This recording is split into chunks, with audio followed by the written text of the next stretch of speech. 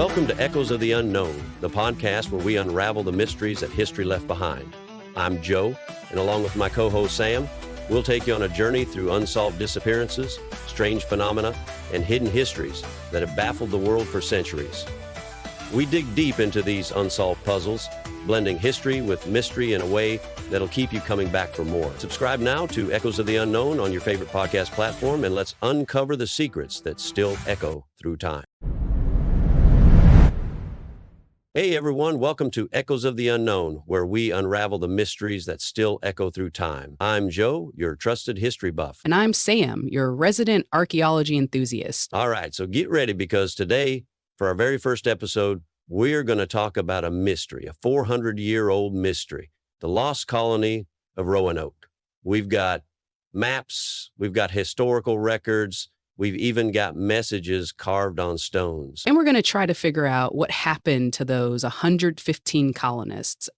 115. Colonists who just vanished, no trace. Crazy, right? It really is. I mean, it's not just a historical puzzle, the Lost Colony. It's a story about ambition, about resilience. And a clash of cultures. Exactly. A clash of cultures in a brand new world. All right, so picture this. It's 1587, and this group of colonists set sail from England, men, women, children, the whole shebang. They're headed to establish this new life in what we now call North Carolina.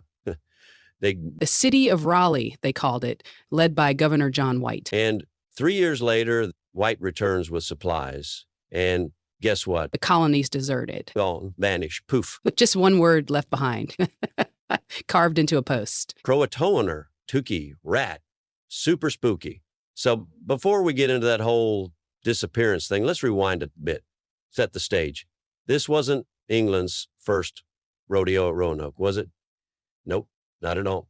The first Roanoke colony was established back in 1585. And they had some serious challenges. Oh, they did. They were looking for gold.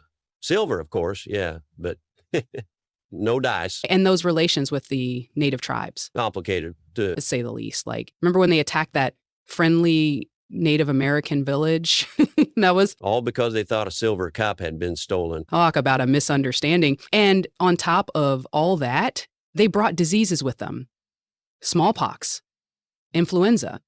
It devastated the native populations. Which is a stark reminder that colonization, even when well-intentioned, often had devastating consequences. Absolutely. So this first colony, they were struggling big time. Supplies were low, and they were desperate for help. To you, Sir Francis Drake. Legendary privateer. Basically a state-sanctioned pirate. A pirate with a license to capture enemy ships. Spanish ships, in this case. And they kept the loot. It was risky, sure, but the rewards, huge. It helped finance a lot of England's colonial ambitions. So Drake rolls up, rescues the colonists, and they sail back to England. Vision. Not exactly accomplished. Not quite. You'd think they'd give up on Roanoke after that, but... The dream of a permanent English settlement in the New World. Still alive and kicking. Enter John White. Determined to learn from the mistakes of the first colony. And he brought his pregnant daughter. And her, yes. But can you imagine? I can't. But what's even more remarkable is that White's daughter gave birth on Roanoke Island. To Virginia Dare. The first English child born in the New World. Making history. But here's where things take a turn. White had to go back to England, leaving his daughter, granddaughter, and the rest of the colonists behind. He promised to return as soon as possible. But things didn't exactly go according to plan. Not at all. And when he did finally get back... Yikes. Empty. The whole colony deserted. All that's left, that one word, Croatoan. So, what do you think it meant? Did the colonists move to Croatoan Island? That's what White thought, right? It's possible. They did have that agreement to carve a message into a post if they moved. And they were on pretty good terms with the Croatan tribe, right? The tribe that was living on the island. Makes sense. Didn't White also say they might move 50 miles inland if they needed to? Yeah, he did. So we've got two possibilities, Croatan Island or somewhere inland. Yeah, 50 miles inland, that's a pretty big area to search, even today, let alone back then. Imagine trying to find a group of people in all that wilderness. No cell phones, no GPS. No helicopters, and then there's this whole thing with the Dare stones. Those stones with messages. Yeah, allegedly from Eleanor Dare. The first one popped up in 1937. He talked about Eleanor's husband and daughter dying and mentioned a grave marked by another stone. Yeah, people were freaking out. Like it was a message in a bottle from another world. A real-life national treasure situation. Well, menace Nick Cage, of course. Right. The problem is most of those Dare stones turned out to be fakes. Mm-hmm. No way. Yep. Some guy named Bill Eberhart, a stone cutter, had a real talent for creating, shall we say, historically inspired souvenirs. Yeah, so we've got a history mystery that's also got a historical hoax mixed in. What a mess. But that first stone, any chance that one's legit? It's a tough one. Some experts think it might be. Say the inscription in the stone itself could be from the right time period, but there's no proof. And then there's that whole mystery surrounding the guy who found it. Exactly. It's a puzzle, but some of the pieces might be from a totally different puzzle. Makes it hard to put together. Okay. So besides the Daresteins and White's theory about Croatan, what else could have happened to these people? Well, there's the theory about a Native American attack. That makes sense. I mean, some of those tribes weren't exactly thrilled about the colonists being there. Right. Or maybe they tried to sail back to England. And got lost at sea. Could happen, especially back then. Exactly. And then you've got your conspiracy theories. Ooh, I like a good conspiracy. Some people think the colonists were betrayed by their own people. Whoa. Hold up. Betrayal? Like by other Englishmen. Yep. Or even kidnapped. By who? The Spanish? Could be. The Spanish definitely saw the English colony as a threat. We were keeping tabs on them. Betrayal, kidnapping, lost at sea. This is juicy. It's like a historical thriller meets reality TV. But if the Spanish attacked, wouldn't there be some evidence? Fighting, destruction? You'd think, right. But the settlement was found peacefully abandoned, no signs of a struggle. No, it doesn't seem like it was an attack. Okay, so then what about the lost at sea theory? Again, possible, but we haven't found a shipwreck or any firsthand accounts. Tough to prove. So what about this? What if they just died? Disease, starvation? It's possible. They were already facing so many challenges. They Exactly. And then you've got this climatologist, David Stahl. Right. He found evidence of a massive drought around that time. Yeah, a mega drought. Imagine that on top of everything else. I mean, think about it. You're already barely surviving. Tensions are high with the Native Americans. And then, bam, a drought hits. It makes you wonder, doesn't it? Why not just pack up and leave? But where would they go? Well, that's the million-dollar question. But you know what's interesting?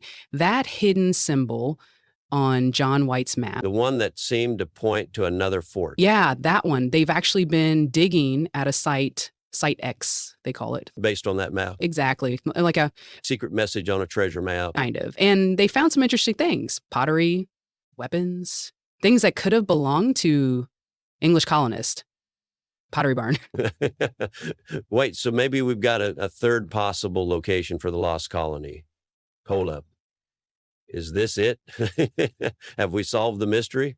Well, archaeology takes time. We need more evidence. We've got to figure out if those artifacts are actually from the 1580s or if they could be from other settlers. So we've got the Croatoan Island theory, the inland move theory, and now this Site X settlement.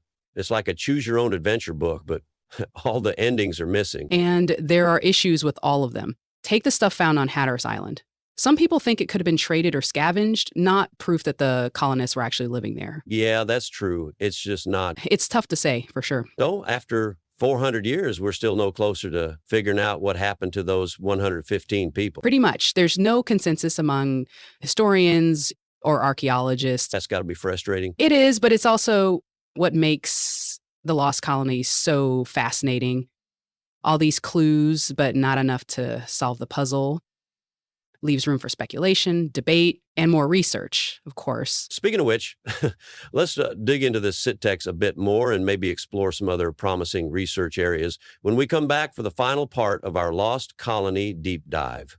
Welcome back. We've been on quite a journey, haven't we? Back to the 16th century, exploring the first Roanoke colony, then trying to figure out what happened to the second. And we've got attacks, assimilation, drought-induced exodus, and Deer stones, a secret settlement. so many possibilities. It's like a history mystery that's also a choose-your-own-adventure story. Exactly. Okay, so let's talk about Site X, that possible inland settlement on John White's map. What if they found there? Well, the First Colony Foundation has been leading the big, and they've found some pretty interesting artifacts. Pottery shards, a gun part, even a sword hilt. Not the kind of things you typically find in a Native American settlement back then. So, does this mean Site X is it? Have we finally found a lost colony? Should we be rewriting history textbooks? Hold your horses. Archaeology takes time. We can't just jump to conclusions. Right. Got it. Finding a clue doesn't mean you've solved the whole mystery. Exactly. We need to figure out when these things are from. Are they from the 1580s? Or could they be from later English settlements? It's like a 400-year-old cold case. Not a lot of evidence to go on. Exactly. But let's say for a minute that some of the colonists did end up at Site X. What do you think their lives would have been like? Good question. They probably would have had to integrate with the Native American communities that were already there. It makes sense. Maybe they shared knowledge and skills, farming techniques, metalworking, maybe even their language. And in turn, they would have learned how to survive in this new environment from the Native Americans. It's an interesting thought, isn't it? This blending of cultures. What impact did they have on each other? How much of the colonist culture is still around today? Researchers are still trying to figure that out, but there are accounts from the 1700s. Native Americans with European features, like what gray eyes, lighter hair. Some even claim to be descendants of the lost colonists. Wow, that's wild. Like whispers from the past, hints that there's more to the story than we know. So what now? What's next in the search for the lost colony? Will we ever really know what happened? Well, the search goes on. Archaeologists are still digging at Site X, and new technologies are coming out all the time. And Like what? What kind of technologies? ground penetrating radar, DNA analysis, who knows what we might find. It's like the lost colony is still out there, whispering to us across time, challenging us to figure it out. It's not just about the puzzle, though, is it? No, it's bigger than that. It's a story about human resilience, about the consequences of exploration and the power of the unknown. Indeed. All right. So, what do you think happened to those 115 colonists? What stories would they tell? Maybe one day we'll know, but until then, Keep exploring, keep questioning, and keep digging for the truth. and hey, maybe you'll be the one to solve the mystery. Thanks for joining us on this episode of Echoes of the Unknown. See you next time. Next time.